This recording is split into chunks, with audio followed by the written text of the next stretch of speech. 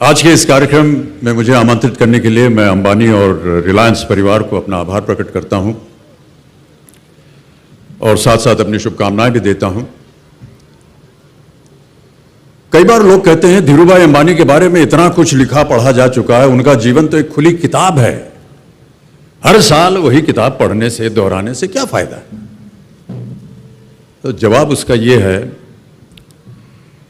कि गीता को हम बार बार क्यों पढ़ते हैं, क्योंकि हर बार जब हम गीता को पढ़ते हैं तो उसमें हमें एक नई सीख, नई सोच, एक नया उपदेश मिलता है। धीरूभाई का जीवन गीता उपदेश से कम नहीं था। कर्मयोगी थे वो, कहते थे ईश्वर ने हमें दो मार्ग दिए हैं उन तक पहुंचने के लिए, एक भक्ति और ध्यान का और दूसरा कर्म और ज्ञान का। मैं दूसरे मार्ग पर चलने वाला इंसान हूं, कर्म को धर्म मानता हूं और ज्ञान को ही ईश्वर। हिंदुस्तान को जिसने गुलामी की मानसिकता से जगाया, जिसने हमारी क्षमता से परिचय करवाया, टेक्नोलॉजी को गले लगाया और एक ऐसे इंडस्ट्रियल रेवोल्यूशन का निर्माण किया कि बड़े बड़े मुल्कों के बड़े बड़े हुक्मरानों ने यह पूछना शुरू कर दिया कि who is this Dhirubhai and where is he from. Dhirubhai का मानना था कि लोगों में खुशी के साथ साथ अपनापन बांटने से भरोसा बढ़ता है। शायद इसीलिए जो अभी ईशा और राकेश ने कहा, उन्होंने अपनी कंपनी का नाम दिया रिलायंस।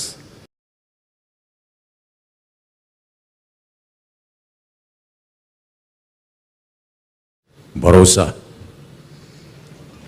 ये पूछे जाने पर कि वो सबसे ज्यादा खुश कब होते थे, तो जवाब मिला जब हिंदुस्तान खुश होता है।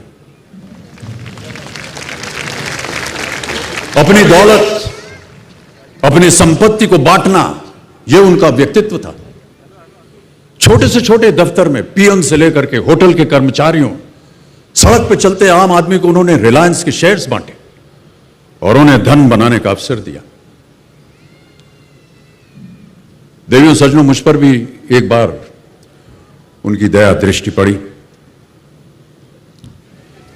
जीवन में एक बार ऐसा दौर आया जब मैं बैंकरप्ट हो गया, दिवालिया हो गया।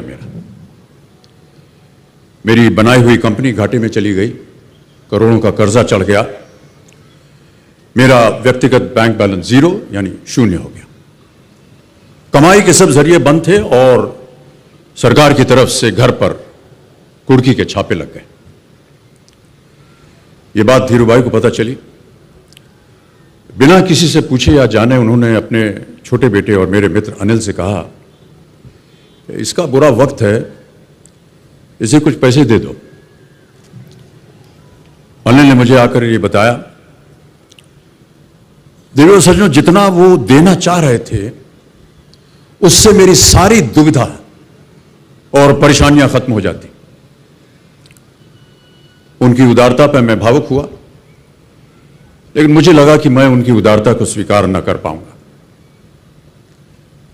ईश्वर की कृपा रही और कुछ संकट के दिनों के बाद समा बदला, काम मिलना शुरू हुआ और धीरे धीरे मैं अपने सारे कर्जे उतार पाया।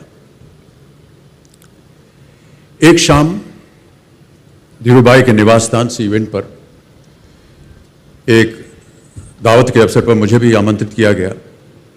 तो ऊपर लॉन में एक तरफ धीरूभाई एक बड़े से मेज पर अपने कुछ मित्रों, बड़े फाइनेंशियल और कॉर्पोरेट वर्ल्ड के दुनिया के दिग्गजों के साथ बैठे हुए बात कर रहे थे।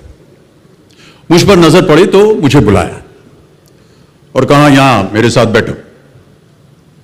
मुझे बड़ा अजीब लगा। मैंने क्षमा मांगी और कहा, मैं उधर अपने मित्रों के साथ बैठा हूं, वहीं ठीक हूं। उन्होंने जिद की और बैठा लिया मुझे। फिर अपनी उस दिग्गजों की महफिल में उन्होंने कहा, यह लड़का गिर गया था लेकिन अपने बल पर फिर खड़ा हो गया है, मैं इसकी इज्जत करता हूं।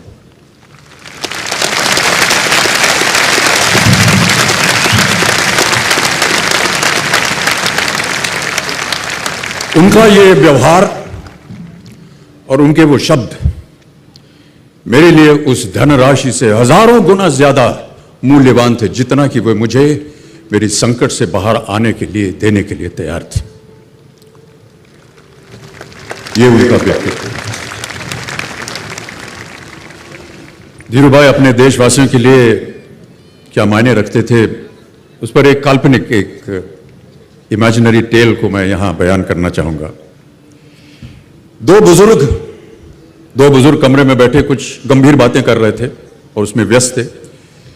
एक बुजुर्ग का पोता जो था, छोटा बच्चा, कमरे में खेल रहा था, इधर उधर दौड़े, आवाज करे और अपने दादा को डिस्टर्ब कर रहा था। बच्चे को वहां से हटाने के लिए बुजुर्ग ने वहां पर पड़ी एक मैगजीन का पन्ना फाड़ा और उसके कई टुकड़े कर दिए। बच्चा देखकर चिल्ला, अरे दादू ये क्या किया आपने? इस पर तो हिंदुस्तान का नक्शा था, आपने तो फाड़ दिया इसे।